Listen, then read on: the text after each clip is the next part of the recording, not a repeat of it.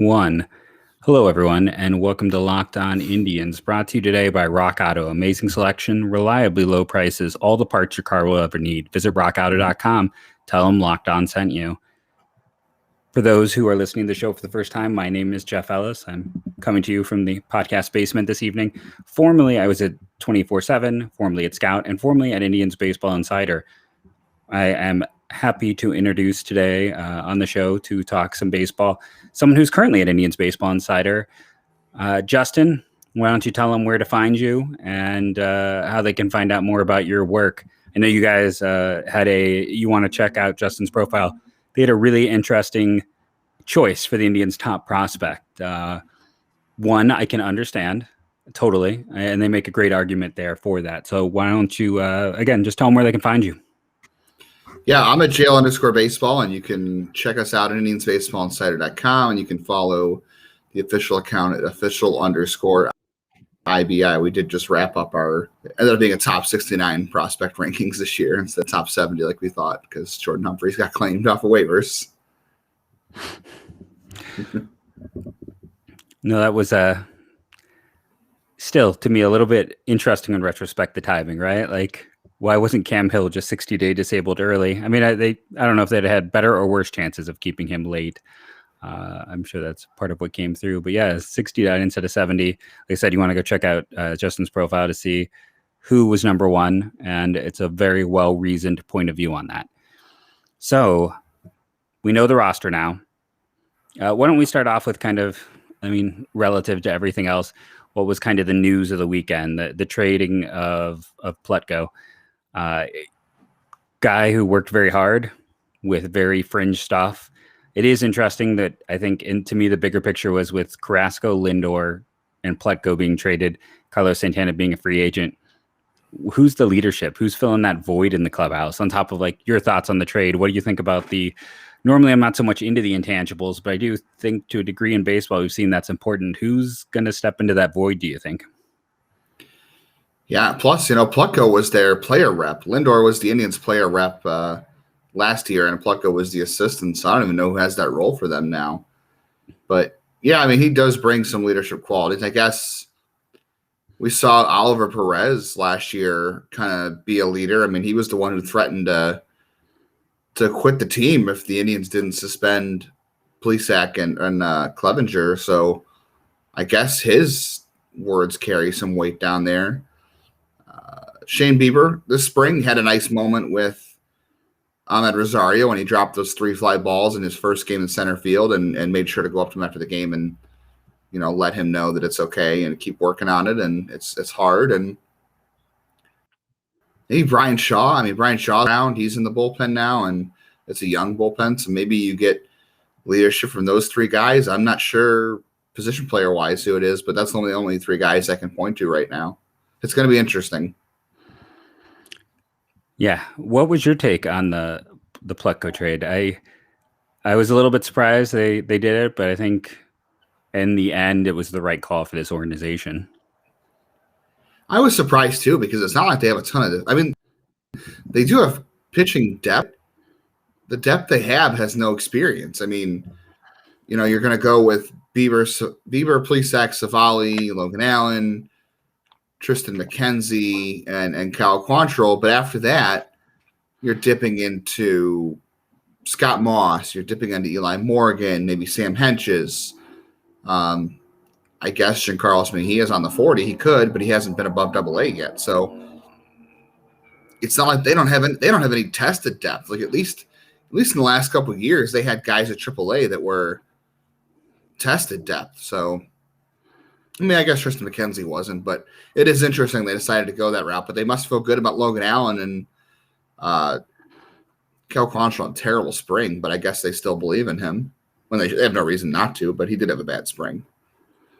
It is interesting because I feel like I always refer to it as the Casey Kochman got LASIK storyline. There's always that storyline of something that's going to make a player great. And most of this offseason was to talk about Bobby Bradley and his getting in shape, but mirroring that was Logan Allen getting in shape. Maybe is this the time where, he worked on and it isn't just that he lost all that weight, it's also he really worked on his pitches and delivery and everything else. But might this finally be the time where that spring storyline that gets fed to us actually ends up being something that is going to impact the Indians this season? I think so. I mean, he's been a top 100 prospect before, and he's been traded twice. He's got the pedigree. He's already got he's got a plus pitch. He just needed the command. I think that was the biggest thing this spring is he threw strikes. He didn't walk guys, and his slider's better. I think we've seen this in the past before. Like, and you're right, it doesn't always work out. Like I remember Cody Anderson a couple of years ago, or gosh, probably 5 years ago now, talked about how he started at Akron and then he just got in phenomenal shape. I mean, he was way more athletic and cut, and it could get him into better positions with his delivery. And that seems to be where Logan Allen's at now. So that does seem to make a difference for pitchers at the very least. Yeah, it's interesting. Those three arms there. How many innings do you think Tristan McKenzie is going to pitch? I brought this up on the show last night. My guess is he could have a max of like 120 to 150. What do you think the max inning count is going to be after 33.1 the last 2 years combined? I don't know. I think 150 is aggressive. I mean, maybe, but I said 120 was what I expected. Yeah. Yeah, that's so that before I even said that, I thought that was the range. Yeah.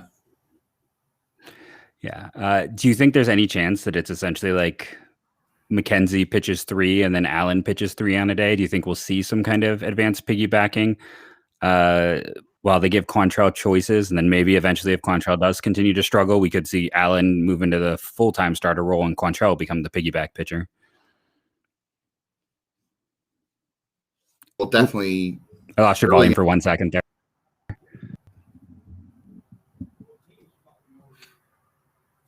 Oh, are you still there? Yeah, I'm here. Okay.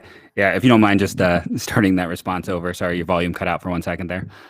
Okay.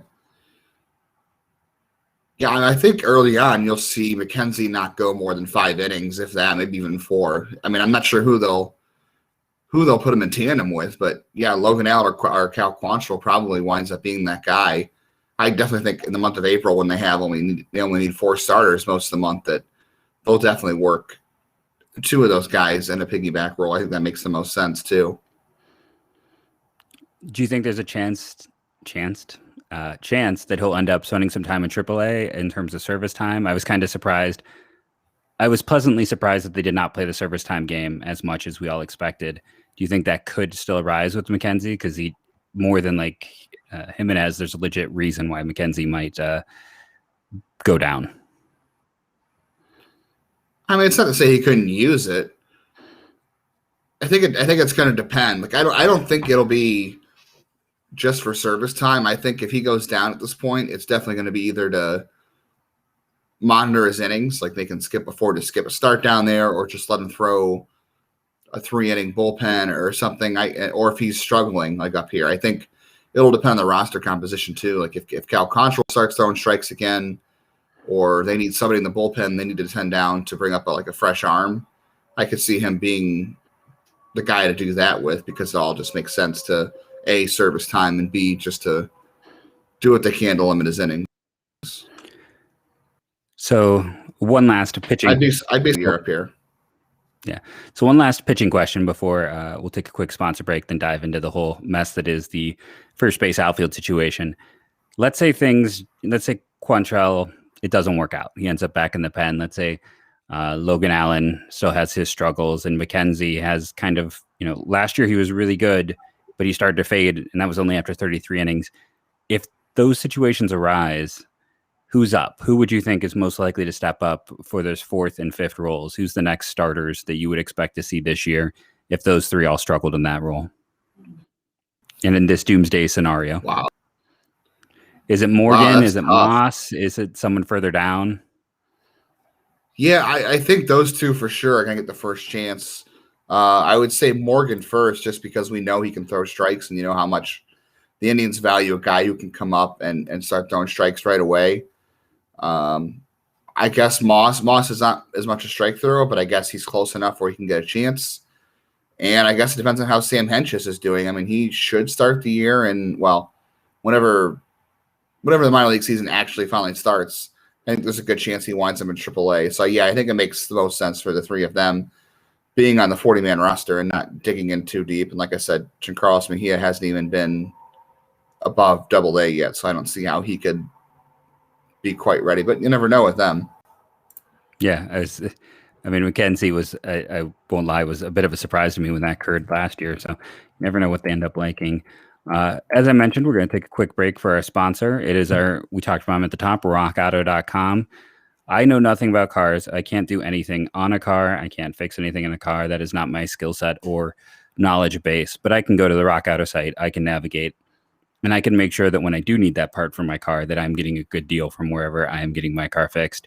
And that's what I always advocate. It's a great tool to have in your back pocket to make sure that you are not getting hosed when you go to the car dealership, because we've all had a horror story or two in our past with someone taking advantage of our lack of knowledge.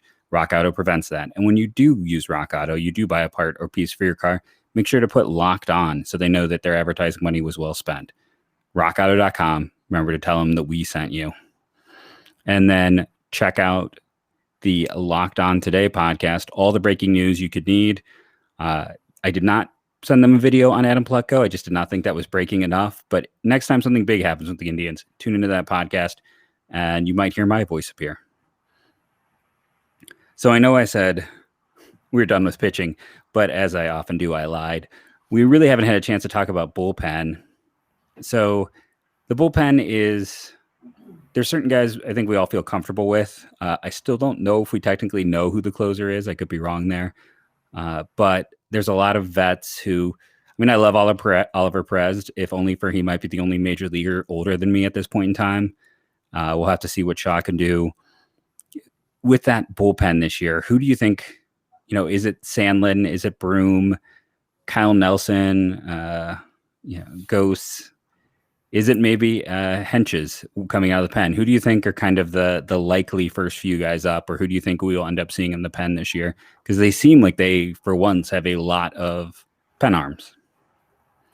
They do. The hardest part is that like Whitgren and Sandlin and Goes aren't on the 40-man roster. And as you've talked about before, the 40-man doomsday that is coming for them I got to add Sandlin this November, but anybody that they don't have to is going to present a real problem on this crunch.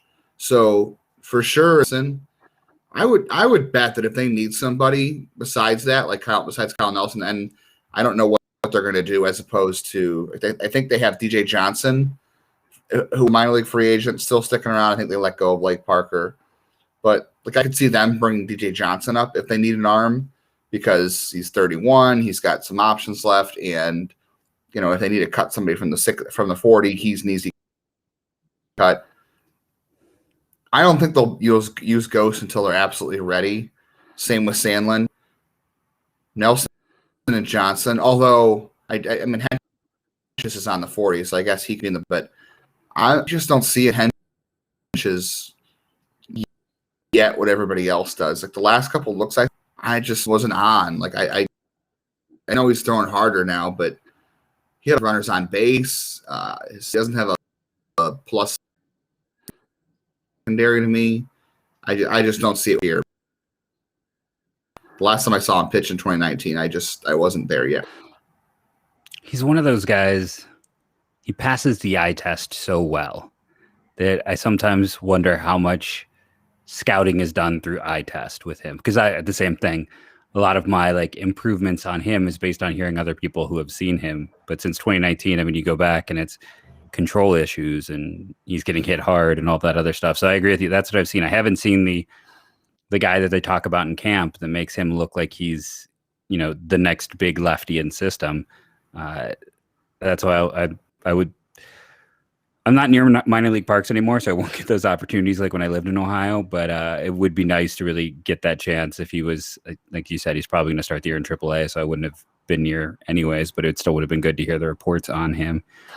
Switching gears and going to the hitters that made this team, can we just take a second and say how this whole ridiculous anger at first base is beyond silly, that Bowers and Bradley, frankly, at best, are fringe starters either way, right? This is a situation where I don't think either of them is the Indians starting first baseman at the end of this year. I don't see something in their profiles that makes me confident that either, Bradley hits for power and nothing else, and that just doesn't work. And Bowers can take pitches, but doesn't really have much else. So basically, if one of these guys is starting for the Indians in August, they change their game, or the Indians are playing really poorly and just riding it out. I mean, they're both 25. It's not like, I've been arguing this for a couple of days now that this is not a season-changing decision. This is not a franchise-changing decision. I'd be shocked, like you said, if either one of them was the long-term answer at first base. And it makes sense. Bradley's got an option. They're the same age. You've only seen Bowers for 1 year. And Bowers until June is below average, and you just say, okay, that's enough by June, then you move Bradley there, and Bradley gets the same amount of at-bats. I think they'll get equal opportunity this year. I think Bowers will wind up being let go in time to see Bradley get the same chance, and then you'll find out about both of them, and that's what they need to do. They need to find out about both of them. They're going to do that, and even by next year, I wouldn't be shocked if maybe they'll give Bradley one more shot next year. But to me, either Josh Naylor or Nolan Jones is the long-term answer at first base. But I don't know. This is not a season-changing or franchise-changing decision. I think it got really overblown. Yeah, like I said, especially, I've been harping on that the Rule 5 of Doom. First base is such a low-value position in general. And those are two fringy prospects. If I know Bowers doesn't qualify as a prospect anymore, but I miss some of your guys. Did you guys have Bobby Bradley in your top 20 prospects? It was close. I think he was in the top 20. Let me look real quick. I had it pulled up just a second ago. Good. Bowers, yeah, he's 19 for us. 19. So it's still one of those things where it's like when you're talking that far down, like that. I understand the Indians have a deep system, but still, these are not priority guys. And I know people bring up Jesus Aguilar, but I was not an Aguilar guy, and I'll be the first to admit that. I didn't think he would do what he's done the same way that Giovanni Urshela was someone I was not high on. I can admit when I miss, though. In fairness to me, Urshela, we all missed on at least that offensive profile. But with Aguilar, he hit for some power and he walked. He did multiple things. The question was just would the bat be too slow?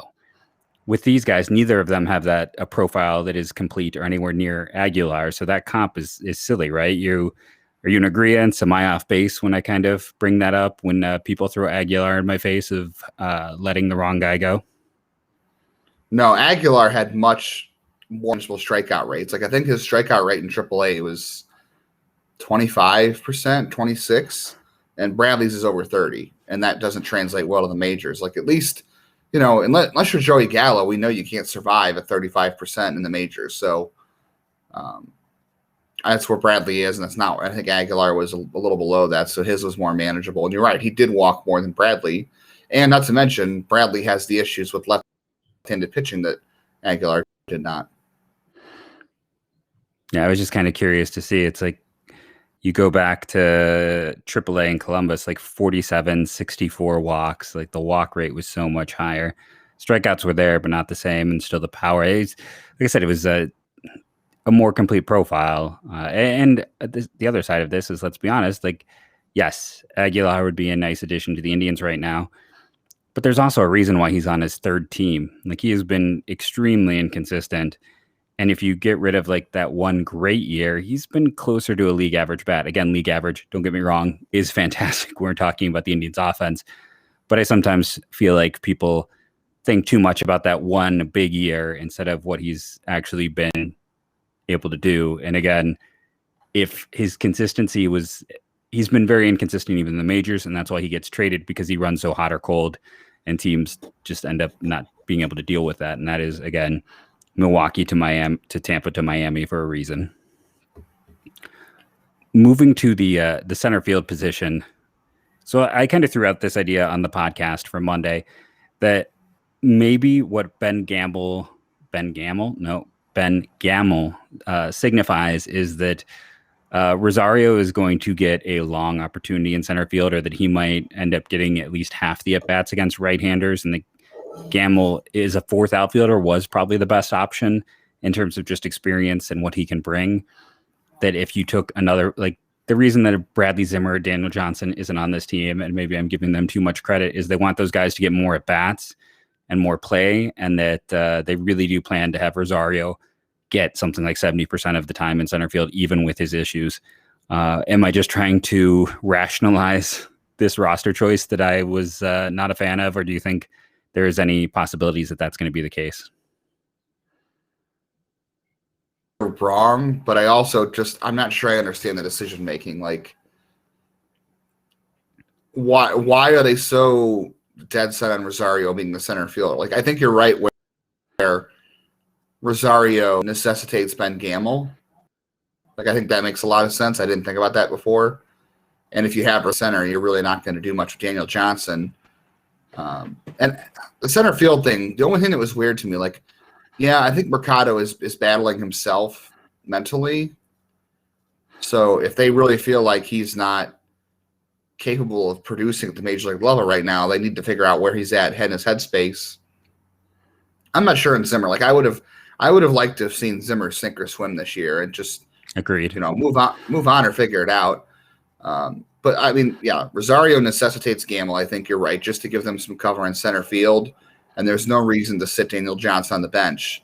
The whole thing with Daniel Johnson was shoehorning the first base situation together and forcing Naylor to the outfield. That was the whole odd decision-making thing as far as Daniel Johnson was concerned. Yeah, he could have played center field, but I don't think they were prepared to have Andres Jimenez start the year in the majors. I think they were dead set on having Rosario be the shortstop for a few months and seeing what happens. But once Jimenez kind of forced their hand, I guess that probably changed plans. But I mean, if they're going to do it this way, I'd rather see Rosario get a lot of run, just because you did trade for him. He's a former top 100 prospect, and he's at least had major league success before. You're talking about the refusal to try Johnson, and I wonder, like, how much of that with Johnson being sent down is just like they were, before camp even started, they knew that Bowers was going to be at first base, so then they had to play Naylor in the outfield. Like, did they go in just being like, we have to get one more look? First base is really the only place for him. Like, we all kind of assumed that they just let the battle go because they were dead set on this idea that Naylor's an outfielder. And it just hit me as you're talking. What happens if it's the other way? What happens if it was like, well, we have to see Bowers, so he's got to be at first. Then we got to put Naylor in center. And as you stated, it's like, well, they had their center field mix. Johnson wasn't really a part of that. And because of them having to see, Bowers in particular, that is what precluded them from even really giving Johnson a fair shake this year, to start the year at least. I mean, going into spring training, I had assumed Naylor would be the first baseman, and then they would have outfield between maybe Bowers. I thought Bowers would make the team and platoon with Jordan Luplow. And I mean, I didn't think Daniel Johnson would make it anyway, but I thought he'd at least have a shot to maybe outplay somebody and make it. I didn't see them forcing a battle at first base and keeping Naylor in the outfield, which I thought was strange, because I don't think that's his best position either, but it's not Jake Bowers either, so I don't know. Like I said, the whole thing just with Daniel Johnson was just he never got a shot in right field, and I think the chain reaction of keeping him forced their hand with Rosario, and that changed things, because like if we're shortstop and they decide to game Jimenez's service time and send him to AAA, you can make an argument that their center field at-bat's open for Daniel Johnson. Would they have done that? I don't know. But like I said, I thought for sure Bowers and Luplow would be able to platoon in the outfield to start the year, and you'd have Naylor at first. So they certainly won in a very different direction than I expected. And we'll continue this discussion in a second here, but let's quickly hop over again to discuss our sponsors. BetOnline.ag. I've talked about them before. They have the Indians over under at 81.5 games. I feel like most people online have the Indians about 500. I still think this team is going to be better than people think. Maybe I am being a Pollyanna type with the Indians. But if you are someone who maybe you agree with me and you think they're going to be better than 81.5 games, and that might be the time to go over to betonline.ag. And remember that when you use that promo code locked on to get a 50% bonus on your first deposit. That is the biggest bonus we've had from any advertiser this year. So remember that BetOnline is the official partner we have for all things betting lines, betting information. And it's more than just that. You can bet on award shows, reality TV. They have poker, they have casino, they have everything. Go check it out for yourself.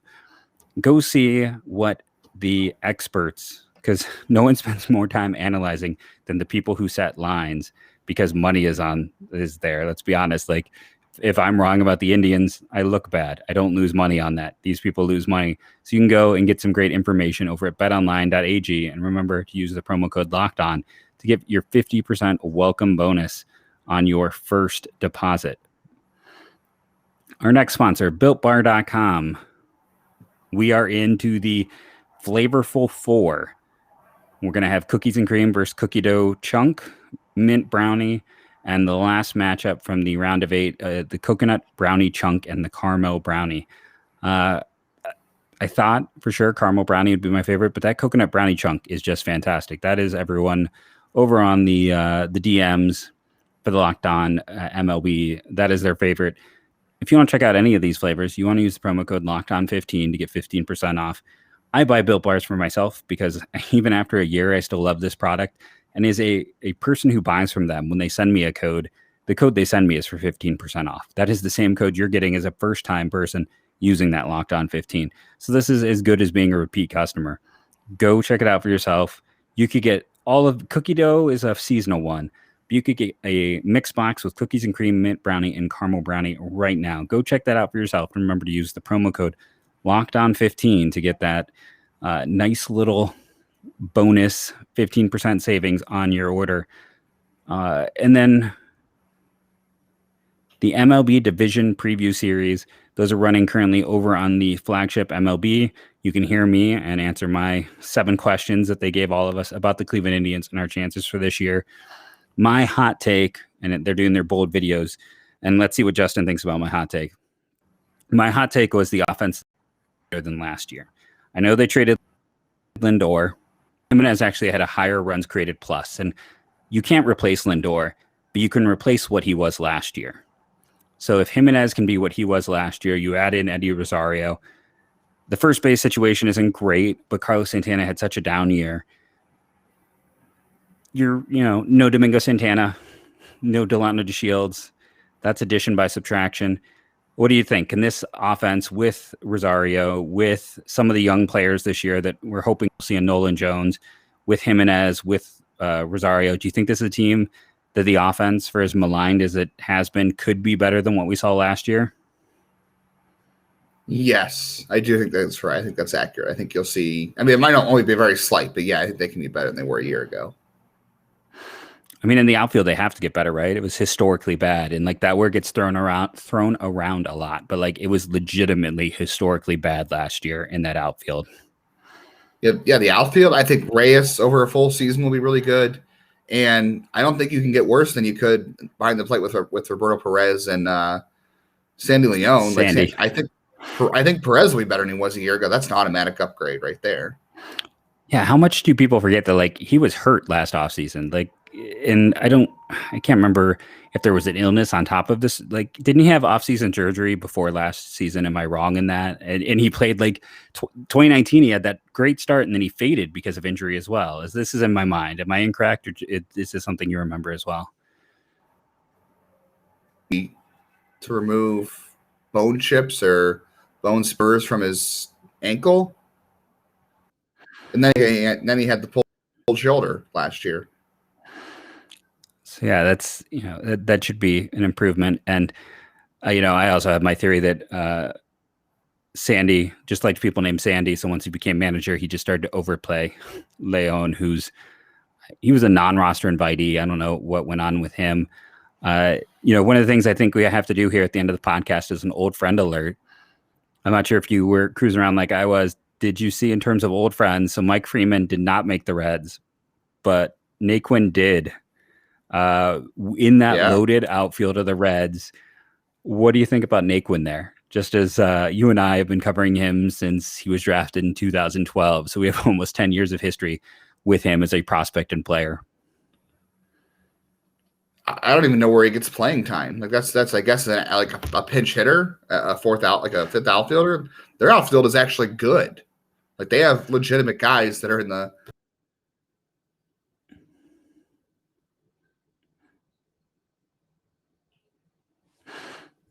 Might have lost you They can here play for every one. day out there. Oh, we lost you there for 1 second. You said they have an outfield that's legitimately good, and then we lost you.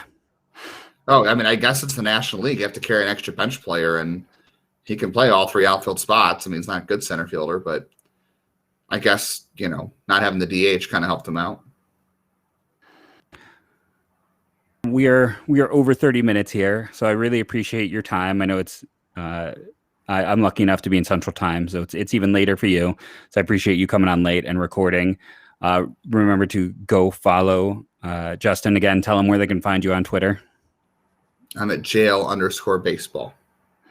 And in terms of like anything that happens, Justin's there commenting. And as I mentioned, he and I have been in the nitty gritty of following this team for a long time now. So it's one of those things where you're going to want to go see his takes. And the best thing I can say is it's always well tempered. There's a lot of people out there, a lot of knee jerks, a lot of like rush to hot takes. You don't get that with Justin. And that's one of the many reasons you want to follow him when it comes to the Indians, where it can be sometimes on Twitter, just a never ending stream of the hottest of takes. I feel like we've been fighting those all off season and all spring so far. But again, I want to thank you for coming on. Make sure to check him out. Make sure you can find me at Jeff MLB Draft. This has been the Locked On Indians podcast. I want to thank everyone who's downloading daily, rating and reviewing. That all helps the podcast so much and to continue to grow. And for the next year, maybe two, according to our owner, go Tribe.